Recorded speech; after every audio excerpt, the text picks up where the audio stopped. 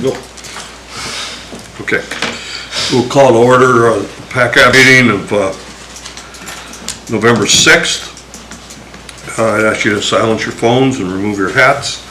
And then we'll ask Vice Chair Smith to lead us in the pledge.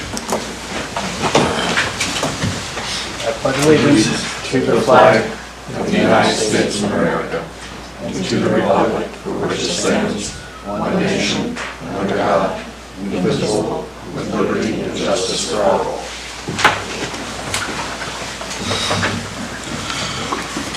Clerk, read the roll, please. Roll call. Regis. Here. Atwood. Here. Scudder. Broom. Here. Smith. Here. Miller. Here. And Chair Jaffa. Here. You have a quorum. Okay. Thank you all for coming. Citizen comments. I don't see anybody. I suppose Samantha's going to give a chamber report. So. She is there. All right. So let's see. The approval of the agenda and the consent agenda. I need a motion to approve. I make a motion to approve the agenda, consent agenda. There's a motion. Is there a second? I'll second. And a second. Any suggestions, changes, corrections? Okay, hearing none, ask the clerk to read the motion. Voting on this afternoon's agenda and consent agenda. Atwood. Yes. Miller. Yes. Smith. Yes. Regis. Yes. Scudder. Yes. Broom. Yes. And Chair Jaffa. Yes. Your agenda and consent agenda have been approved, and on that is the approval of October 2nd, 2024 PICAB meeting minutes. Thank you. All right, we have no resolutions. We're into special orders, proclamations, none. The city manager's report is included in here. I see Ashley is here as a point. The assistant manager Bicklin will not attend full-time to PACAB. He will schedule his time for critical things that he feels important, and I assume Ashley will represent the administration. So we'll ask her input in a minute. The reason for that is that there are other boards and commissions that the assistant manager does not attend. So in fairness, what's good for one is good for all. He's also extremely busy. I think I'll let Ashley tell all the things that are going on in the city. There's a ton of things going on. So with nothing else there, I'd ask for you to contribute what you'd like for us. Oh, sure. Well, I think you probably have heard community development has been advertising the surveys for the comp plan, so I would just really encourage everybody, maybe you've gotten mailers, to take that survey. It's an important part of not just the city, but like our participation. The fire department has a pretty fun thing. They went to the elementary and middle school and talked about fire safety, and there's a picture. They have a huge blow-up house. So they've been doing a lot of community service, community outreach. Public Works helped hang, or didn't help, they actually hung the mural, the new Iditarod mural in Quabbie Park. So that looks really great. They are going to also start doing the lighting downtown on the small poles. They're going to candy cane up the lights. And we do have the Christmas tree lighting ceremony on November 30th, which is not in the CMR, but I'm really pushing it. Our police chief loves Christmas and he's really into it, and we're trying to get as many people as we can. There's going to be festivities at the library too, also including the historic preservation, what's their thing? They're having like a little shindig. So we'd love for you to attend. That kind of starts at 3. I think that's when the historic preservation is doing their thing, and the tree lighting will be 6:30 or 7 when it gets dark. And there's lots of stuff going on at Sports and Rec and Parks and Rec, even into the winter. So I'd invite you. We've got the bulletin board is full out there. Check the city manager newsletter, and then a lot of things are included here in this report. Okay. Everybody have access to the city the media pages. Should be easy access. We board members do get some particular notifications. I'm not exactly sure how the general public accesses them as easily, but I think it's really important in this era where we don't have a local news source to have access to city news. Any questions for the administration? Anyway, the comp plan, could you talk just a little bit about how the schedule for the comprehensive plan renewal review is going? When's the target for completion of that? I don't have that date. I don't even know if community development has a hard date. So right now we're in the public engagement phase, and so I think they're really just pushing that survey, and then it's probably going to roll out TBD. And a hard question, maybe. The synergy between the comp plan and the strategic plan. The city has a strategic plan as well. Are these brought together into a single action plan, or do these two things exist out there by themselves? That's a good question. I can't really speak. Yeah, do you want to speak to that? So there are two separate plans. So the comp plan was done in the other one was done in 2020, so they're just starting over. It hasn't been done in a long time, since late or early 2000, so that's why they're just separate plans. But they're aimed towards the same target, correct? Correct. How to move the ball forward. But there's, one of his, I think is more broader, which I think is the strategic plan, is more Okay. broader. Okay. Yeah, I'm involved in some of this in other organizations, and it's quite frankly confusing to me. Well, and the comp plan was set up on kind of a 10-year interval, and we're really just seeing that it needs to be a living document that's updated as the city, has different priorities. So I think that's the direction, instead of just, okay, in 10 years, we're gonna update this. Okay.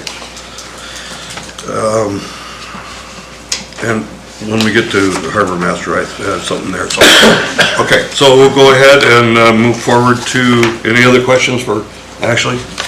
All right.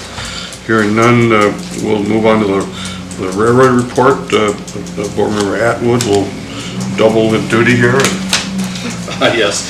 So we have quite a bit going on down at the port. So I was fairly brief here, and as Board Member Groom knows, we have so much cargo activity and project activity right now, which is good. Things are going well. One thing I did want to note in here is due partly to a tech issue and just good old-fashioned oversight, the cruise ship schedule is not correct. And I wanted to provide some additional numbers. So first of all, in 24 we had 89 ships. The schedule was amended, throughout the season. And we had approximately 205,000 passengers go through our terminal, and which is good year over year. In 23, we had 87 ships and 188,000 passengers. So we generally just say a season is 200,000 passengers, but that's just a really rough number. And so this coming season, currently, we have 77 ships scheduled, but we have some vessels that are repositioning to Whittier, and we're just projecting numbers now, and I think we're going to be closer to 150,000 passengers on the year. That's 77 ships, but we have 2 ships that will be doing multi-day dockings, so we'll have an additional 22 docking days, or 99 total ship days. Again, the schedule might change, through the season. And the first ship is for the 25 season now scheduled is the Carnival Luminasa on April 26th, and then the last ship of the season is scheduled for September 24, which will allow us to begin our dock replacement project a little earlier in the autumn. For those of you who are, paying attention to the schedule this autumn, we had ships into October, so we're not anticipating that next season. And anyway, I'll answer any questions if you have any. All right. Bring it to the board members. Questions about railroad activity? I just ask, is the, this is about a 10%, a little bit more than 10% downturn projected for 25 over 24. And you mentioned Whittier, both in the same couple sentences. Is there a relation there between Whittier activity and the reduction in traffic here? Yeah, so our big Monday ship will be now going to Whittier. Monday? Yeah, so this last season, big traffic days were Monday and Friday. So that's going to be the bump in the schedule. Overall, you know, the numbers of ships and the numbers of passengers on ships, that will, you know, that'll continue to change depending upon who's going to, you know, come into our market. I would anticipate that year-over-year growth will continue as it has in the past. You know, clearly the future is uncertain. We went through 2 full seasons with COVID and no ships at all, but we're optimistic. So follow up on, if I might, the Whittier dock is a private company dock. Are the ships that are using that associated to that private company? So whatever contractual relationships they have, we're looking at, it's the primary ship that we were seeing on Monday is the Jewel, the Norwegian Jewel. So that's that cruise line. Mm-hmm. Okay. If we're going, sorry. So So we're going from like 205,000 passengers a year to 150,000? That's a projection. And is there any projection, I mean, I know it's way far out there, but Yeah. like is there any projection for 2026 when we have these new docks kind of working and the bigger ships? So the calendar's not out yet. So Yeah, not quite sure. We're looking at more ships. Like I had mentioned in a previous meeting, I've been getting word from cruise line agencies that we may need to accommodate 4 cruise ships a day in 26 on at least one occasion, which we haven't had to do in the past. And then additionally, there's a smaller cruise line that we're working with right now, which would bring, I don't know, upwards of another 10 dockings, but I'm not sure that, we'll see if they'll end up using our port. So anyway, it's, you know. are you in any position to comment on the port development project with the announcement just recently of the 45 million plus 45 to 53 million dollar battery addition, and how that may affect the customers that the railroad is looking at? Yeah, so a couple of things. One is it's a really municipal infrastructure, but we're really excited about it. We've had some public meetings here in just the past couple of days. The representatives of the Seward Company and Alaska Railroad Administration were here for public and private meetings and to talk about the dock project, the cruise dock replacement and terminal building replacement project, but also this new component, which is very exciting, which will not just benefit cruise ships that will plug into power, but will potentially benefit Seward ratepayers, and also provide some more stability to local power production. So I can say that much. We're happy about it. That's good. That's good. And from what we know, those are maybe Tesla batteries in there, so that may be relatively safe. Yes. No comment. Okay, so beyond that, thank you. Any other questions for, yeah, Jesse? I just want to add, along with the Monday ships, we're also, the Wednesday and Thursday ships are also going to Whittier to use that new dock. And as I understand, that new dock in Whittier is a partnership between the city of Whittier and Norwegian Cruise Line. And that's the partnership for that new dock and terminal in Whittier. Interesting. On another note, Viking, the ship that comes here and stays for 3 days, we're picking up another Viking ship next year, so we'll have 2 ships in that'll stay 3 days. And that's as far as I know for next year. And like Dwayne said, we don't have a schedule yet for 2026. My understanding is the Viking ship is the one that most people come stay downtown and spend money. Yes. So in addition to the Orion, which was introduced to this market a couple of years ago, there's the Venus is going to be the second ship. Orion and Venus and, It's Yeah. the sister ship to it. yeah. Reverend Sutter. I was just going to make a comment that I did speak with Christy Terry when she was in town, and she did say that she'd like to come and present to PACAB regarding the offshore In a power. future meeting? In a future meeting, Good. so hopefully we can get Okay, that scheduled. great. Okay, well, we'll certainly provide an invitation to them. Okay, any other questions on the railroad report? Okay, so the next order of business is a chamber, Sewer Chamber of Commerce report. We have Samantha Ellen with us. Floor is yours. Hi, everybody. When did it change that the podium went from a stand-up podium over here to a sit-down one? Previous city manager. They asked to change it up. I missed the stand-up one. Anyway, Stand up. great to be here. Great to hear some commentary about the cruise ship project. We had a really good collaboration meeting with the Alaska Railroad and the Port of Tomorrow, the Seward Company, come down to Seward and give a really great presentation to the community at the library. To just clarify some questions and talk about the grant that the city of Seward got for the shore power, which is really exciting. So it's great to see that questions are getting answered and the railroad and the Port of Tomorrow is putting the time in to come to our community to answer our questions and share the project updates. So some updates from our office. Since I've been here, I wanted to thank you for passing that resolution.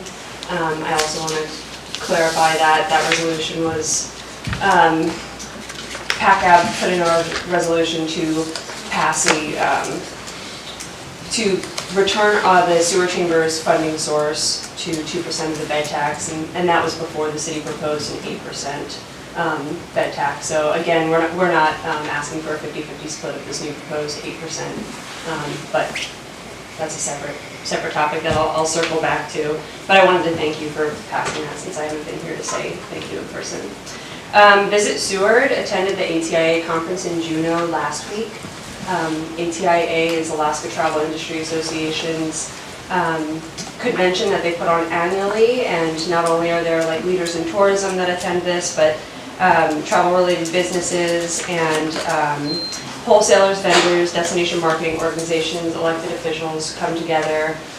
It's the gathering of tourism for Alaska. They put a convention on every year. And in my report, I've shared some data from 2023, which I have shared previously.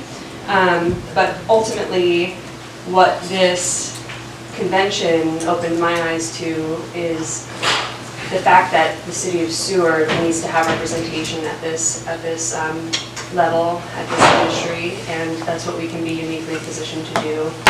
So building those relationships with stakeholders who are coming in and investing in our community, staying abreast of industry's trends, representation for Seward, among other tourism like leaders in the tourism industry, is what we can offer and provide. So it was really great to be able to be there and sit among the leaders in the tourism industry.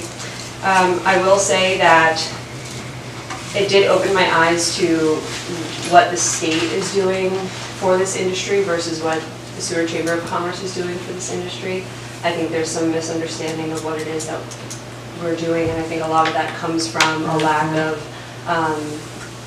sharing like our budget with the city of Seward and clarifying what it is and how we're involved in this industry. And we're really trying to shape the message that we're a destination management organization, and we can help find a way to make tourism sustainable for our community and find a way for our goals to align. It's an industry that's here and it's not going away, but we can find a way to work with it instead of against it. So I hope that, PACAB can see that we can be that organization for the city of Seward, and I hope that the city of Seward sees that we can be that organization.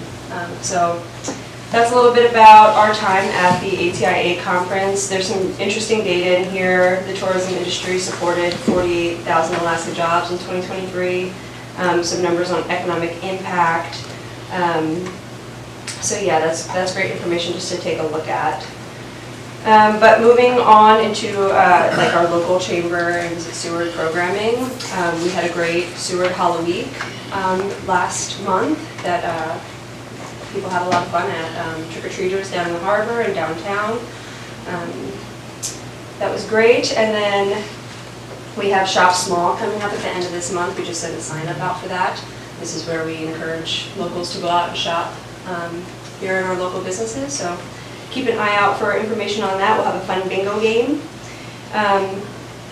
Moving forward in December, we're looking at a chamber luncheon with community development to talk about that comprehensive plan survey that you mentioned, Ashley. So collaborating with our city to help share that survey coming up. And in February, we're looking at a chamber luncheon with the Alaska Fishing Game and the Cook Inlet Aquaculture Association on the run of coho in our bay. And we'll just be able to have an open conversation about what's going on there at the state level and with our partner through the Solar Salmon Derby, Cook Inlet, who we have that smoke contract through, which many of you know about. So our intention right now, my focus right now is creating community events and creating community events that are topical and relevant and interesting and valuable for our local community and our member businesses to keep people abreast of things. Like you mentioned, Chair Jaffa, there's no newspaper. I think the Sewer Chamber can be a really great resource for our local community in staying on top of topics and information going on. We're hoping to open up our newsletter, our chamber newsletter, to the community. Right now it is just a member benefit, but I'd like to see that get open to the community to have another trusted source of information that comes out regularly, and hoping to get those stocked in the post office if they'll let me. Yeah, and then in January, we don't have it on the books, but hoping to schedule a sustainable tourism work session to bring our members in and just again have an open conversation about how we move forward in a responsible and sustainable way. It's a topic at the industry level that I heard a lot at ACIA, so I want to stay on top of that trend. And then again, finally, we did put our request in formally for a work session with the City Council.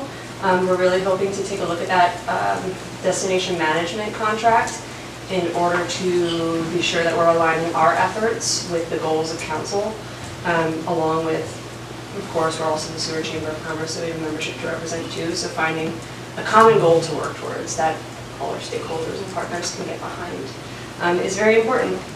And again, just to situate ourselves as a destination management organization, which is clearly defined from solely a marketing organization. A management organization focuses on, of course, a marketing element, but also answering guest inquiry and focusing on visitor services information. We can be that body that alleviates those guest inquiries from our member businesses, from the community businesses, and helps paint a picture of how to visit Seward in a way that can be peaceful for all. So that's where we are right now at the Sewer Chamber. We have a lot else going on. I brought some really fun activity guides put out by Alaska.org. One of our focuses is broadening our visitation season to the winter months and some of the shoulder season. So Alaska.org put out their first edition of the activity guide. That's a winter edition, so we have a little section in there that we were able to get featured on. So if anybody's interested in taking a look at these. Yeah. Okay. That's my report. Questions? Is the Chamber of Commerce trying to change to a destination management thing, or is it in trying to add that onto it? We have been contracted by the City of Seward to be a destination marketing organization. Okay. But ultimately, we are a destination management organization absorbs a marketing organization. It's kind of a rhetorical thing too. Okay, I know that some of the businesses that are like year-round that aren't tourism-based have I've been approached by people that said that they've felt like there's a lack of representation and like pushing them, you go to visit Seward or any of those social medias and it's tourism, but it's not like Becky's Feed Store. I don't know if she is a member, but just for example, but I'm just wondering if this is like kind of stepping away from the stuff that's not destination-based, visitor-based in general, just to focus on the tourism, because tourism obviously is the big, whale of Seward right now. It's a big part of our economy in Yeah. Seward. And it's important to remember that we are not just a chamber of commerce. We are a chamber of commerce, and we are this destination management organization contracted by the city of Seward to provide services that include marketing, economic development, visitor services, information, but we also function as a traditional chamber of commerce where members in the business community or nonprofit organizations or locals who choose to support us can opt into our services that we provide to them. So we have two focuses, and I do believe there's a way to align those, but we need to have that conversation with council to see what their goals are, so we can find a way to align that with what our membership goals are. All right. Questions? Okay, how many do you keep track of contacts? People come into your office, and this year, the 24 record information versus 23, is it stable, increasing, decreasing? It's stable throughout the months. We saw peaks in different months this year, but ultimately it's stable with a small variation, a small dip this year in visitors, but pretty on par. And your electric charging station? They're making money. It is making money, Yeah. so it's being utilized? Yes, yes. Yeah, they're paying for themselves, I should say. They're not making money. They cut the cost of the electric that it takes to keep them on, and we met that goal this year. Okay. I might, this is a dumb question maybe, but winter activities.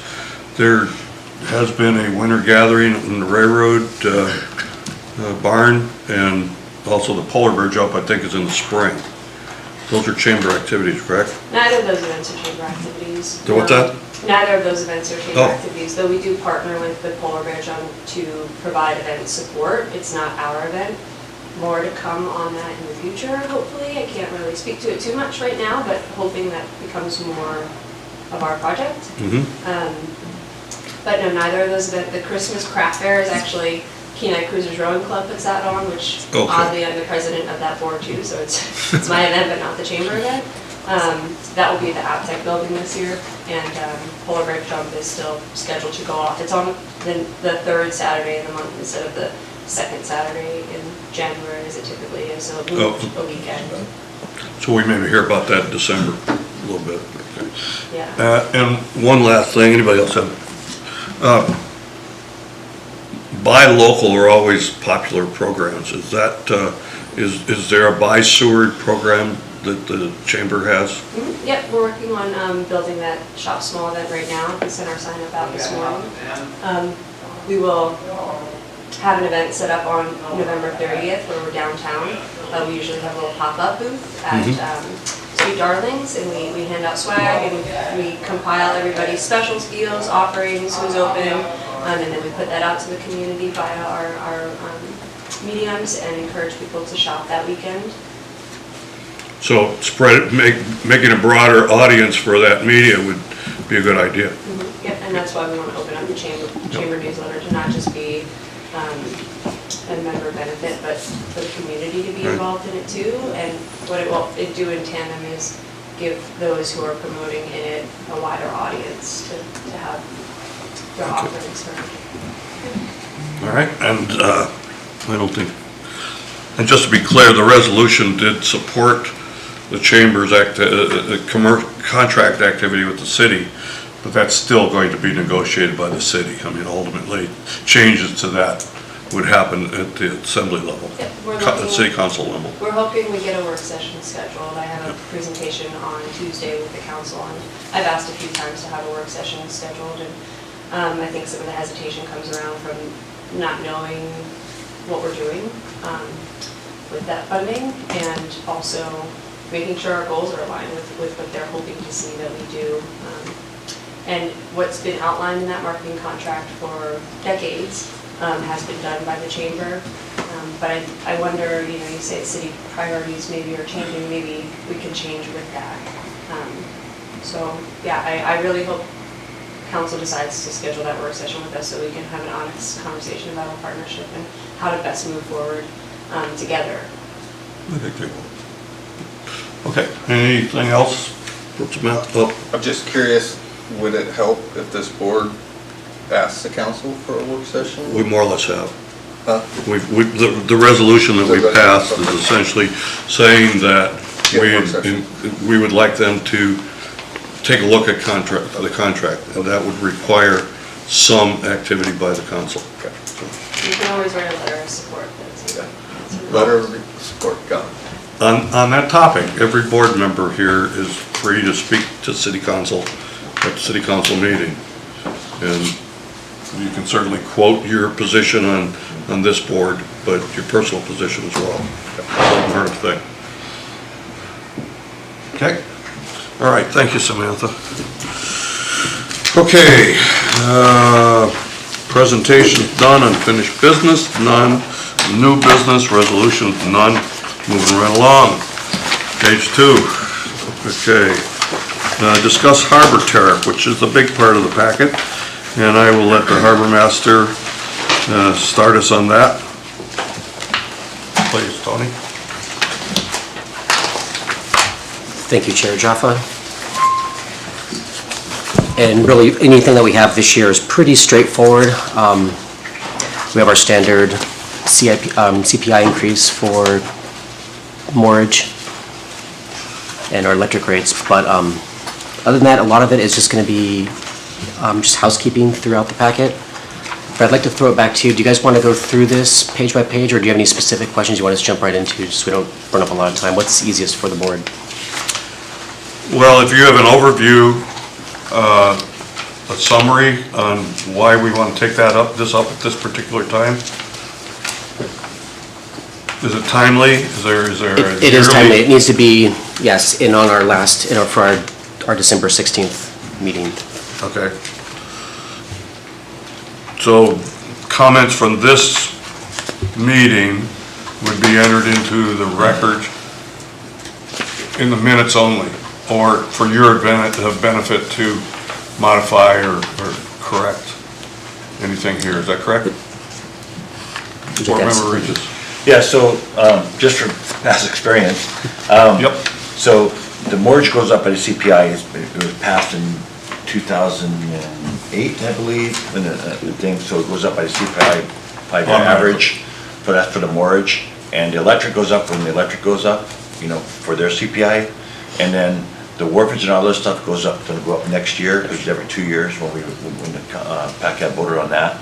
So most of it just kind of going in the normal stages, and if just something comes up where we need to raise something, then, we can bring it back before them. But I just think, the nice part is we're staying with the CPI. We're not raising rates in huge increments, like Sitka just did another 12% raise. So, that's crazy, but they're trying to get back up to a level where everybody else is. So these little bumps on the road on the CPI is good. So. Everybody else meaning competitive harbors? Correct. Yeah. So that's something that you're monitoring and looking at we're somewhere in the running. You don't need to be first, last, or in the middle, just that we're somewhere there. No, and with that correction in possibly 08 or whenever that exact year was, that put us really ahead of everyone else. So we're not playing that catch-up game. We've already started that process, if that makes sense. Okay. Well, this is there's a deep dive here, so there's a lot here. And one more thing too, so when we did raise our rates 2 years ago, we tried to stay at or below the other local, like Homer, Whittier's easy to stay under, and then just stay under them. We don't need to be above them or the same, just we trying to maintain, so that's where we were at with things. So one of the things that I've seen over the years is that there's a relation between rates and the slip rentals and what do they call the watch or standby list of people who are signed up waiting for places. And as the rates go up, that list generally shrinks. So do we have a healthy wait list? We have a healthy wait list. Yeah, I don't think that number has dwindled. It's still a year and a half out for a 32-foot stall, and that wait list increases as those stalls get larger. So like, for example, the 90-foot is probably a 10-year wait list. But there are fewer of those stalls available. So I know on the 32-foot list, that when we expanded the harbor, it dropped down to 6 months, but now, like you said, it's up to a year and a half, so we got more people waiting for 32-foot list. So, it just, yeah. Now, there's a big harbor project in Homer. Is that correct? Is it? So, Yeah, no, you guys are. they are in the process of doing a large expansion over there as well. Is Yes. that any reason for us to be concerned with our rates?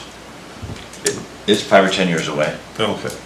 if not longer, but it's more of a large vessel harbor. They're gonna bring in the larger vessels and then maybe even have a bigger lift there. But I don't think it's gonna affect us because, I'm sorry, I'm going back to harbor master stuff, but we share the boats back and forth, Homer and Seward. So they get busier towards the opening of the season, so we'll get a bunch of people coming in here for storage, so. So one other, the fishing industry is in turmoil, I think. And does any of this have an impact on our fisheries, the onshore fishery portion?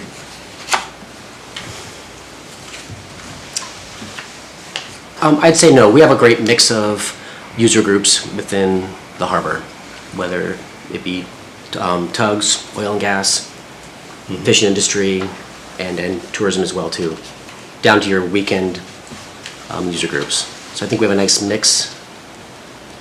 We should, let's even out everything within the department. None of this deals with the parking, correct? Okay. Okay, other questions, more questions? I think you already answered this partially, but I assume that when you're looking at rates and potential rate increases, you're doing an audit, a tariff audit that is, of the other ports. We know that their tariffs are published, and we've gone through that exercise ourselves a few times.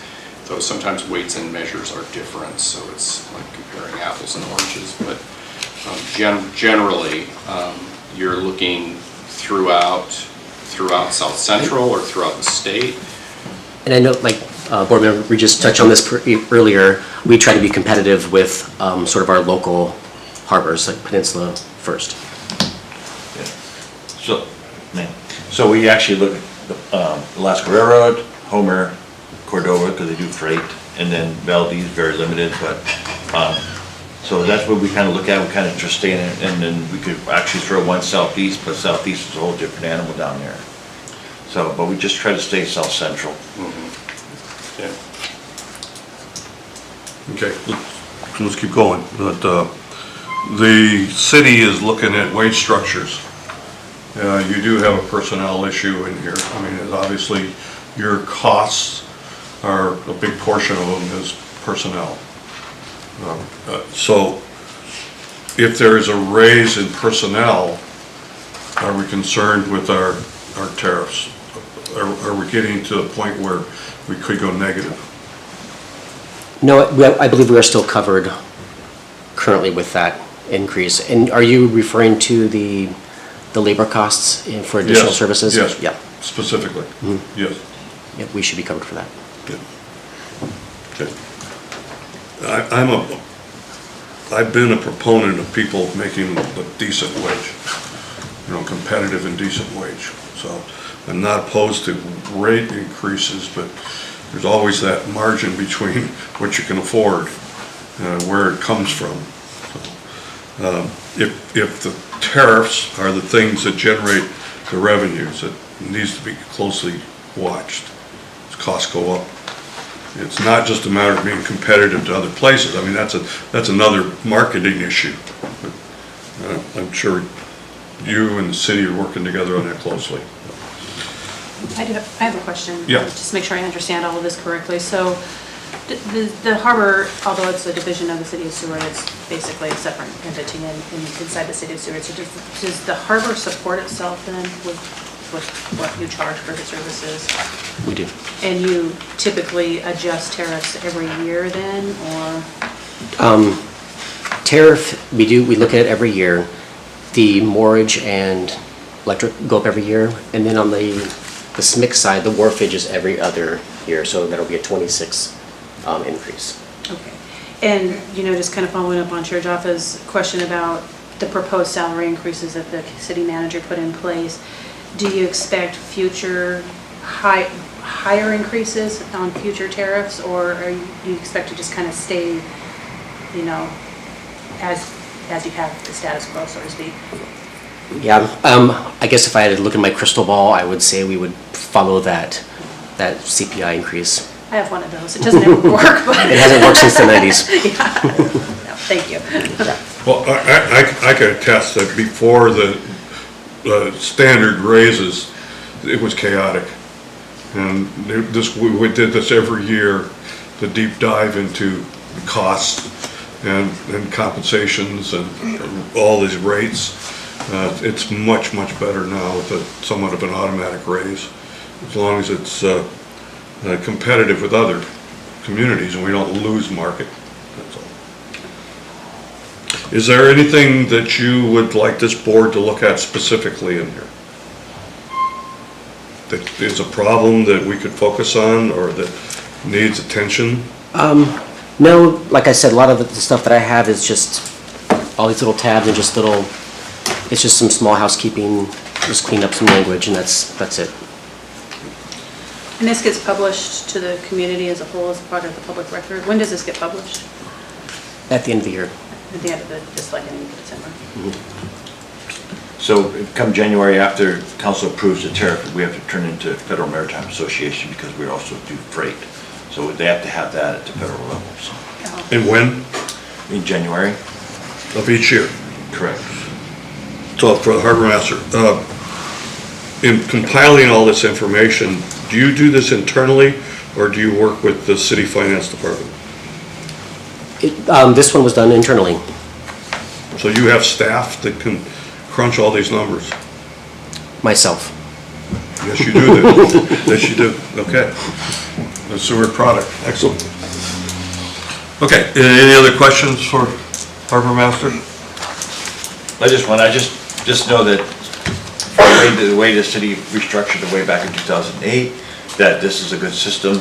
It keeps up with the rising cost of everything, and so if we're, knock on wood, we've always been under budget, and that whatever we don't use goes back into our maintenance program. So goes back in, and we start building the reserves back up for if we use. Goes in the harbor enterprise fund. Correct. Yes. So everything we don't use goes back into harbor reserves for future projects or whatever. Or if we have an incident or whatever, you have the money in reserve, which you got to go back before council for approval, but there's money there for it. And I don't know if everybody on the board realizes that when the state used to own the harbor, it was poorly managed, and the city took it over with understandings and support for a long time. A lot of improvements were made over the years to create a pretty outstanding facility, which is pretty much standing on its own and actually has a return to the city and looks forward, fortunately, to the previous harbor master and I think the current harbor master. But this comes to our board regularly. This is one of the major names in our board's name, projects in our board's name. Okay, anything else you guys can think of in this? Okay, and I'm sure that Tony would entertain any direct questions to him if need be. Okay. So, let's get through that.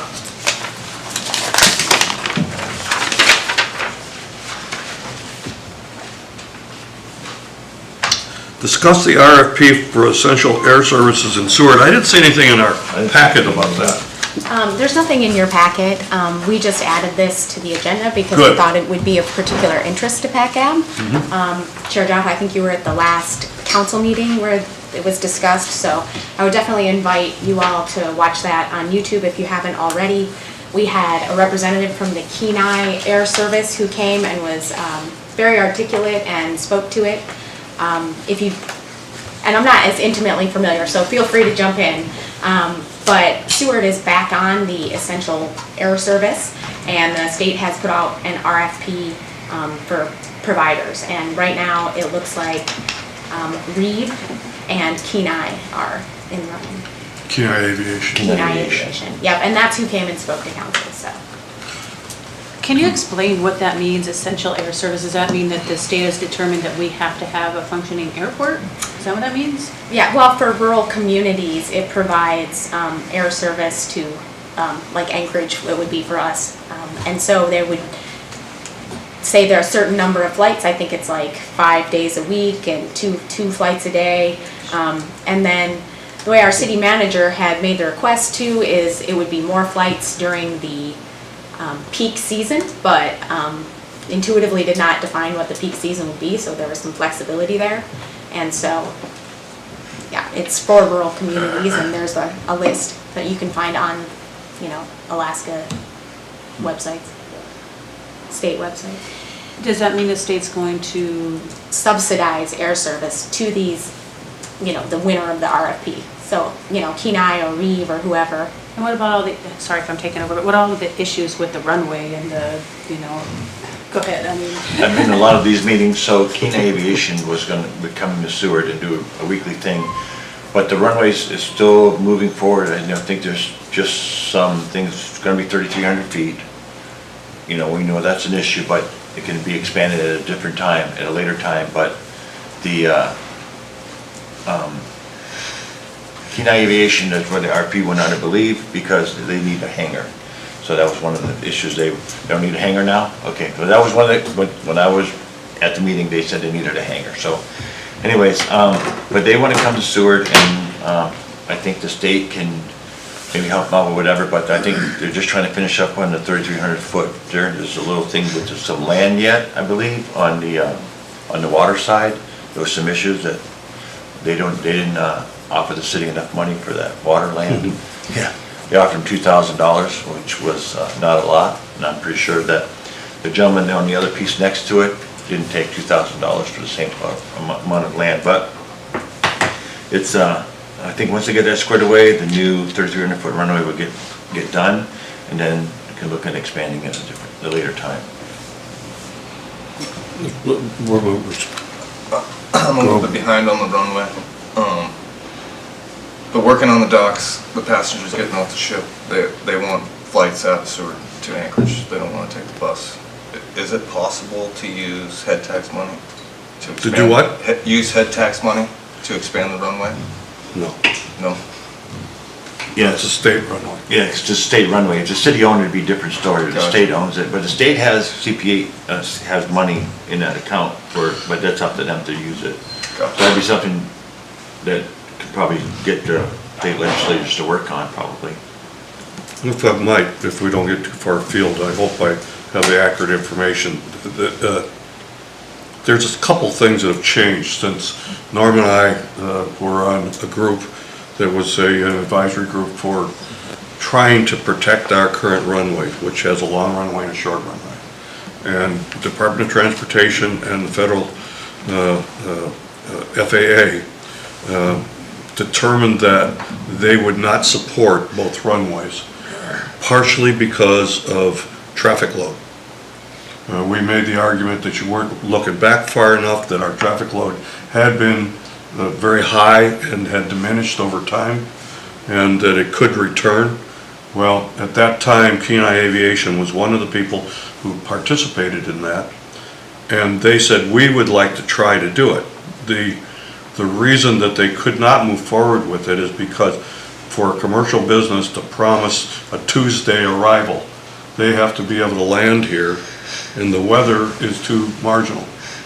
And they, under the rules, they could not make an approach into Seward safely. Modern technology has allowed that to change, and they do now have an opportunity to make a 7,000 foot arrival over Fox Island, run all the way down the bay, either runway, the long runway or the short runway, and still do what they call a missed approach and take off again. They could get down to 500 feet, 1,000, 500 feet elevation, 1,000 foot visibility. If it's lower than that, then it's a missed approach, and they can take off again over Bear Lake and over Kenai Lake and fly out. With that, it allows that, with that improvement, because of the technology, it allows them more days of guaranteed service. So it becomes commercially available. The essential service is a category that the state uses. It doesn't really mean that it's essential to the community. It just means that it's in a category of it's important to the community, and the rules for that are established to protect the flying public, if you will. So we don't know whether Reeve is actually going to pursue this hard. Kenai Aviation is keenly anxious for this. They do intend to be an Anchorage-based company. I don't think they're even going to buy fuel here. I talked to them both during and after the meeting, but that's early stages. And if they had that number of flights a week, and they can, it's not just the cruise people. Tim Jagelski has said that he would like to bring his crew people in and out. You know, the Coast Guard would like to bring people in and out. There's a number of people. So when I heard this at City Council meeting the other night, it was a surprise, and I tell you how excited I am. After Norm and I sat there and had the FAA and DOT just blast us for this to turn around in a few short years. Maybe I mischaracterized it. No, you're correct. I know Kenai Aviation said they had the technology, and now they can come into Seward and kind of, not really bad weather, but where something where they can take back off. So they come up with something and it was approved by the FAA. They just got to install in Seward, and they're ready to come. I know they were ready a year ago when we started having our meetings. So. It's exciting, actually, I think. Well, it's tremendously exciting. And with that, the FAA has not moved forward, neither has the state's DOT on funding the improvement to the runway. And you're correct about the land acquisition. They haven't even tried to move forward on what they want to condemn and acquire by eminent domain. So this is still up for grabs. And many of us wanted to get that 4,200-foot runway extended and maintained, which keeps the traffic away from the dock. I can get lit up about this. You look like it. We've had a few good meetings. Yeah, that's exciting news. Okay, so that's great news, Ashley, and you know, the city has a resource. There's a lot of people here in town that would be interested in participating in any discussions. It was a transition period with the previous city manager. It was an unfortunate situation where. Just might add one more thing, that Representative Stutz and also Senator Stevens were supporting all the runway stuff, because with the new clinic going in, Seward's going to be the hub for all the local things. So that's a plus for the city of Seward, to get that additional, hopefully, money to get to the larger airport in the future. But it's definitely all part of it. That and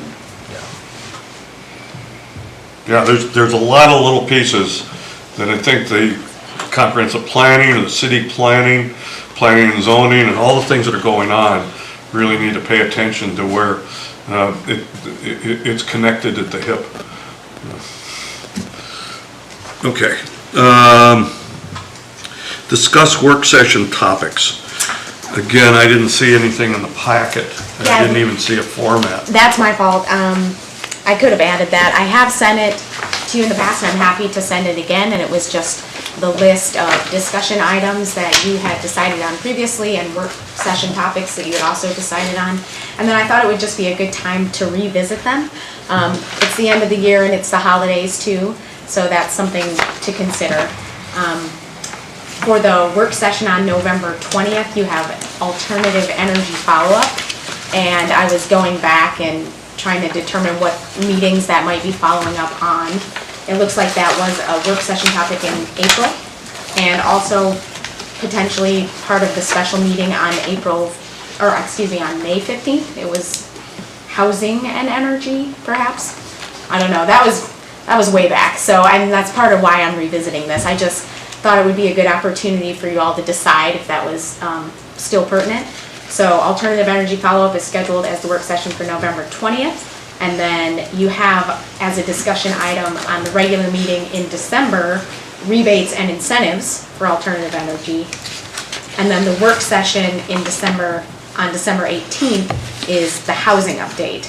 And then I also we don't have a lot of items for the December regular meeting. So it's always,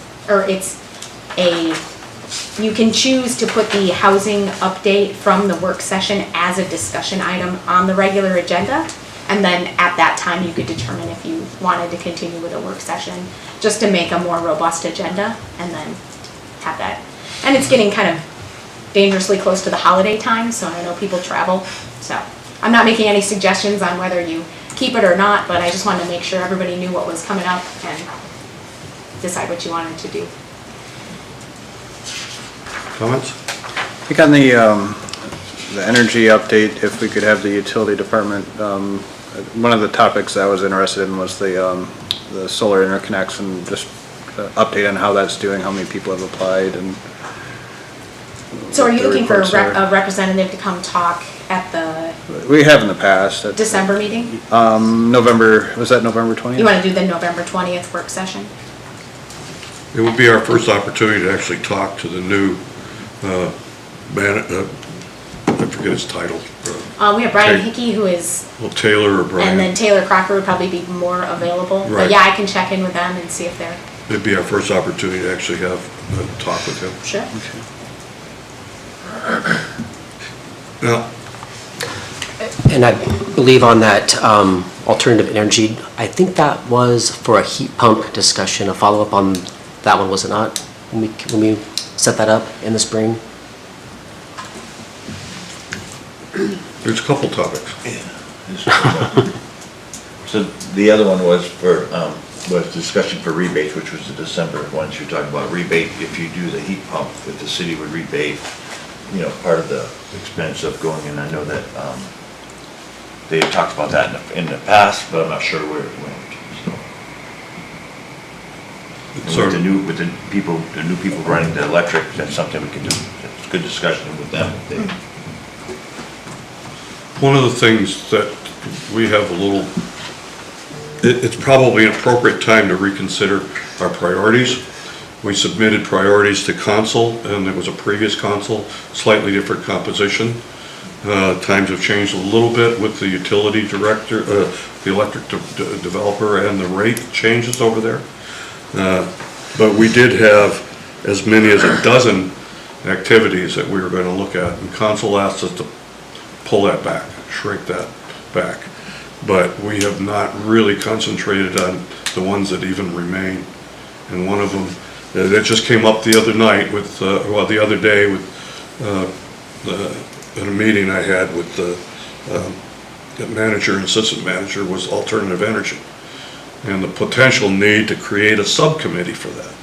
And I reminded them that this group had been charged with looking at alternative energy sources. Now, there are a whole range of what that means, but taking it on in a work session and just laying it on a table would be helpful. So if we had a work session directed towards the heat pump rebate program, and then could include other brainstorming, I think it would be helpful. And then from that, possibly could refine the direction to look at more. I mean, is wind going to work? Is the cathodic exchange in the bay going to work? Are you looking to do, so for the November 20th I work think so. session? Do you want to home in on that? Okay. So we'll ask- I would say so. Okay. Okay, now as far as December, coming out of that work session, we could consider a resolution. There would be time to consider action to make a recommendation to council.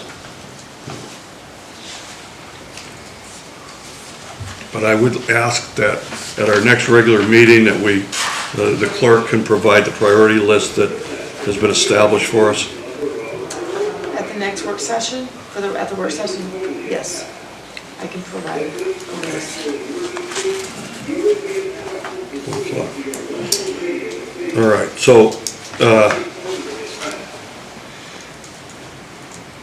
as we're looking at the calendar, I don't know if this is appropriate to discuss work sessions, but you mentioned alternate energy, and on the calendar is the PACAB ad hoc committee, and I'd ask the clerk, when would it be appropriate to talk about our ad hoc committee?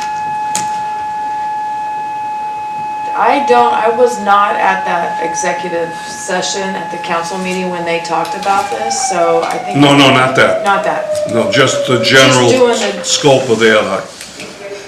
I can talk to Chris about that. Well, I mean, can I do it during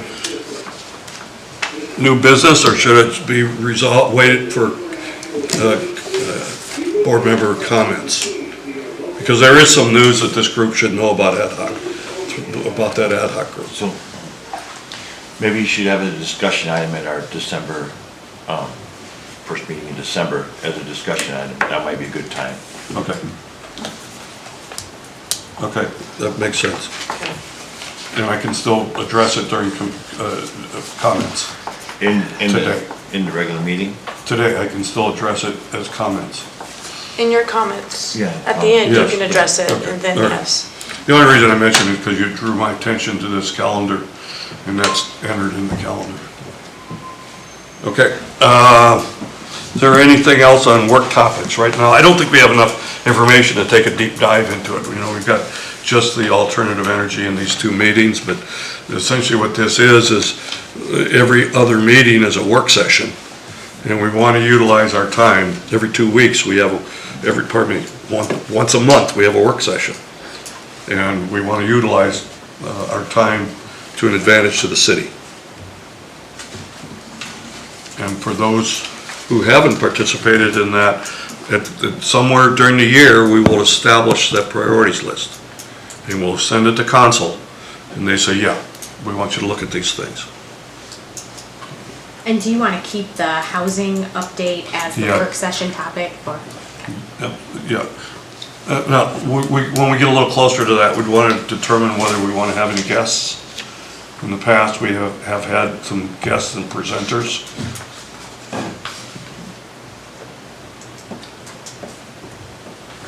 Got it. Yep. Okay. Okay, so I guess we'll move on to informational items and reports. Work session on Wednesday, November 20th. I think we just discussed that. The regular meeting on Wednesday, December 4th. Do we know what we're doing then? Well, you have the rebates and incentives for alternative energy, although it sounds like that's what you want to home in on the November 20th work session. Did I get that right? Correct. And if it's that close, we probably wouldn't be able to get a resolution together from the 20th to the 4th. Maybe? Yeah, I mean, Okay. All right, so, probably hammer one out if you had some good direction. okay. So we'll see what else comes to us on the 4th. But we don't have anything on the docket yet for presenters, although perhaps Christy Terry would want Let's to talk. come. Let's talk. Yeah. All right. Other items, none? Citizen comments? I'm just doing my own research. Doing your research? All A right. couple of things from our meeting with the sewer company. You mentioned that Carnival likes the green power aspect. That's a pretty big selling point to the cruise ships. Would you state your name and inside or outside the city? Sorry, I'm Danny Savey. I live on Exit Glacier Road. But from the meeting with the Seward Company, he mentioned that Carnival really liked the green power aspect of the shore power, and that's a selling point to the cruise ships. And that may tie into some of your discussions there. The other one he mentioned was the use of the head tax. He said most cities go for very small projects, like, we want some artwork or whatever. And he recommended trying much larger projects. He said, for instance, housing, these towns that have a huge housing shortage, he thought we could use those head tax funds to help, especially with seasonal or low income, or not low income, what was the phrase he used? Basically just affordable housing, and that Carnival could get behind those sorts of things. So might be interesting on some of those work sessions, but otherwise I was just here to listen. So. Thank you. Quite well, no, it's not a question and answer thing. All right, thank you very much. Okay, so we'll move on to board and administration comments. The harbor master. No comments from the harbor. All right. Thank you. Good, and administration? No, just thanks for a productive meeting, and then I will make changes to, or refine what the upcoming work session and some discussion items for the regular meeting, and send those out to the board. Okay. All right. And we'll just go around the group and see our newest member, board member Regis. So I just, a few things. So Harbor Master Swinsky and I were I got invited to the Harbor Conference a couple weeks ago in Omer. They gave me a lifetime membership to the Class Association Harbor Masters Board. I've been on the board of directors since 2010. So we've done a lot of good stuff for all the harbors in the state, and we'll continue to do a lot. And we always learn something. I learned something new again this year. And then the big thing is we're trying to push is keep using that facility grant program to keep it up. And I will talk to the harbor master here about, if he hasn't already done, he probably already has, get a resolution before council to support the next year's thing, because who knows, we're going to use it here and again. You got to keep it going. If you start pausing on it a year or two, then it's going to go away. The state's not going to fund it anymore. We are asking for to raise it from $5 million to $7.5 million because the price of the CPI since it started has gone up. So that's $7.5 million that municipalities use and $7.5 million that the state issues back. So that's a lot of money. It goes back into all the ports. So and we've used it in the past, and I think we could use it again in the future. So also on November 11th at the elementary schools, they're going to be doing singing for the veterans. So any veterans out there, you want to go to the elementary school at 10 o'clock on November 11th, the kids are going to be singing a bunch of songs. And I'm kind of really excited for that $45 million for the electric for the cruise ship. It's a huge thing. I know I started part of it when I was here working for the city, and the big thing is it's going to bring the rest of our utility further down. I mean, that's huge. I mean, our electric bill is going to go down because of more usage. It goes down. So that's a huge thing there. And Mr. Stevie said something about head tax. So kind of on head tax, it has to be specifically used for harbor infrastructure and benefit specifically to the cruise ship passengers. So I'm not sure housing might be on the boat. That's something that the city attorney can look at, but I don't think so. It's a great idea. The Mickey guy, he's the one who brought it up and said we should try it. So, There's something that could be brought up and ask that question if it's worth. I know that Juneau was sued, but that was a different thing because they purchased land. You can't purchase land. So that was a big lawsuit with Juneau. But I think that because they used the money for sidewalks, they used the money for restrooms and things like that, and the buses and all that stuff. So you just got to be careful with that head tax money, but the state has a whole bunch, so, and it's their airport, so. Okay, board member Groom. I don't have a whole lot. I just wanted to say that I think we need to continue to support our chamber. They're doing great things for this community. And I think we need to get creative on our thinking for the head tax money. There is ways around it. There's things that we can do with that money and use it to benefit the community, not just the passengers. We just got to get creative on it. And yeah, that's all I got. Board member Miller. I have nothing this time around. Board member Sutter. Yeah, I just wanted to thank Sam for her presentation today and for representing Seward at ATIA. I think she does a great job at that. She's provided some really great information. One of the things that stood out to me with our meeting with the Seward Company and Port of Tomorrow group was They presented this little flyer, and I'm sure people saw it that were at their town hall meetings, but in 2020, a single year of no sale ships cost Seward an estimated $2.4 million in tax revenue, and that's, I'm assuming, just like sales tax, so that's a pretty significant loss. So as much as there is frustration around tourism and so much tourism in Seward, it really does bring in tax dollars to our community, whether you are a tourism business or not. It does benefit the community as a whole, and I think the chamber is doing a great job at managing that with the resources that they have. So I appreciate PACAB's support to the chamber. The offshore power is really exciting. That was exciting to hear about that as well. So I'm excited to learn more information about how that works. It's all Greek to me, but I'm sure it's a great thing. One of the things that we didn't talk about that I thought we were going to be talking about today, and I just came across it when I was reading through again, is sending somebody to the Municipal League Conference. I don't think, has that been decided then? Okay. Other than that, that's all I have. Okay. Thank you, Board Member Atwood. Thank you, Mr. Chair. So yeah, there's been reference to the meetings that were held recently to provide public information about the cruise ship replacement and terminal building replacement projects. And then, you know, as part of that, the shore power grant. And I was just going to say that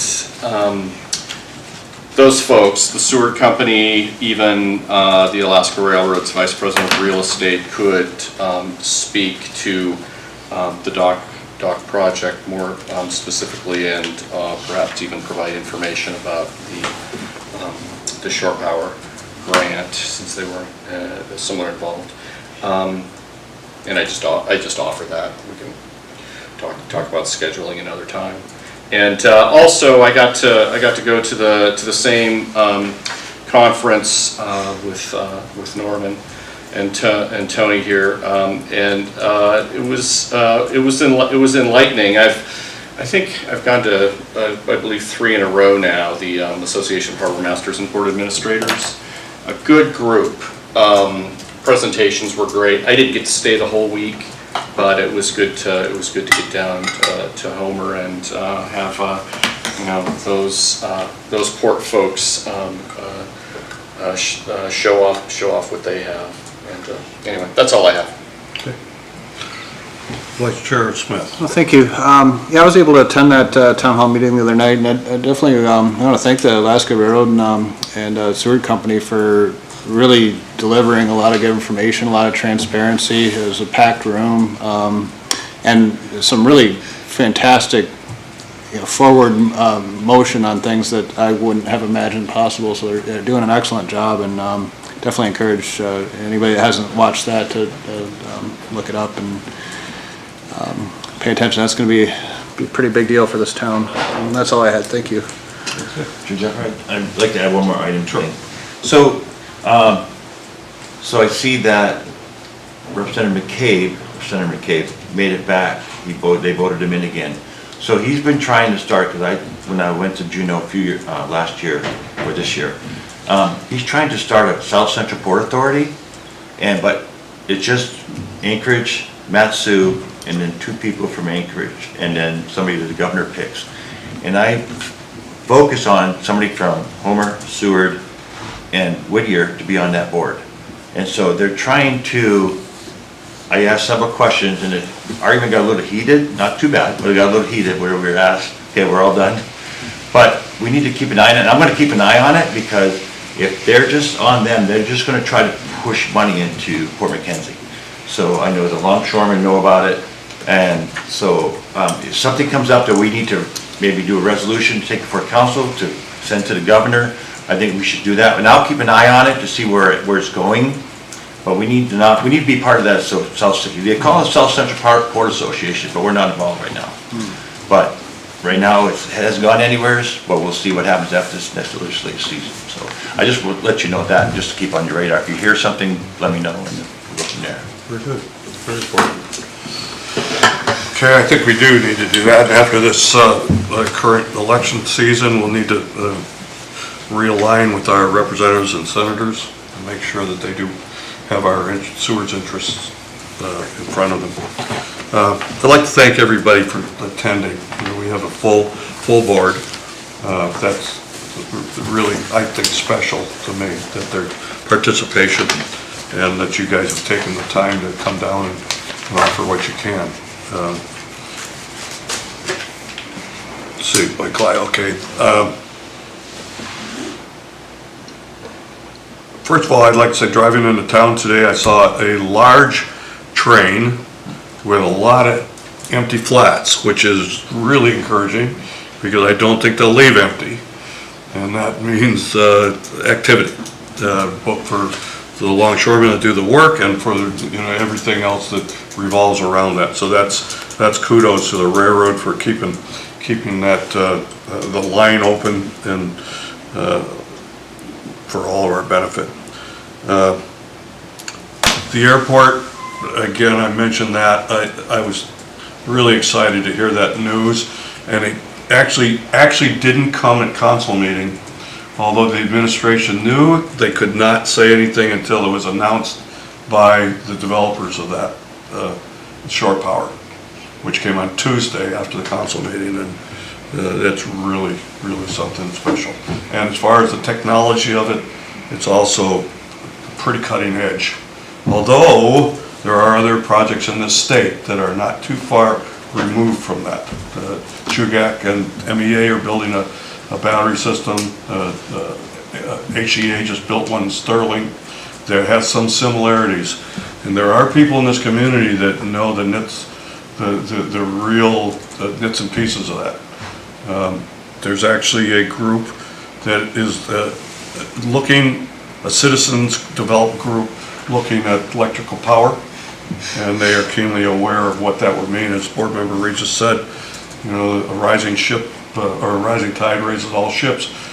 Better production or better usage of electricity in Seward will help our rates and provide an opportunity should we become an actual generating source of electricity.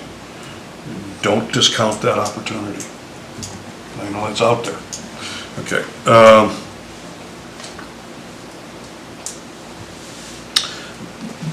I just want to say that the ad hoc heat loop group, which I chair, it was a group of 7 people here in the city, is very disappointed to realize that the project that we have been pursuing for a year and a half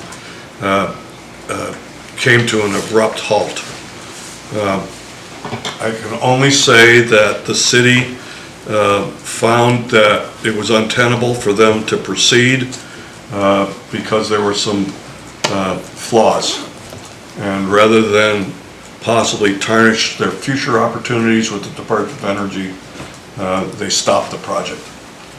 The ad hoc group will meet on the 20th of November. You'll all be invited to that, of course, to consider how to move forward. Of those 7 members, I think some will continue. It's the project that's available in the future may not look like the one that we've talked about for a while, but it's still a viable project. So I don't mean to be circumspect or talk around in circles in it, but it is not that project has gone away, but the concept has not. So we'll see where it goes. And just for when the flaws are not the fault of the cities. No.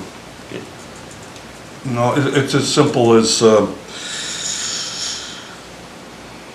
city contractor dropped the ball.